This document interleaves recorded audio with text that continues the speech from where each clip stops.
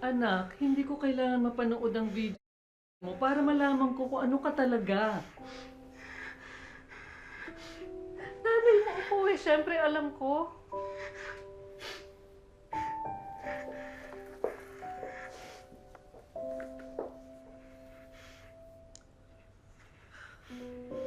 Huwag mo na isipin ang mga kapatid mo. O mga pamangkin mo.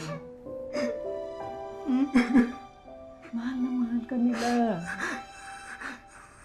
Miss ka nga nila eh. Okay na sila, okay na sila. Okay na sila. Okay na rin tayo. Okay na tayo. Yun ang iniisip mo, sobra-sobra pa. Huwag ka na magtatago, ha? Huwag mo nang uulitin yun.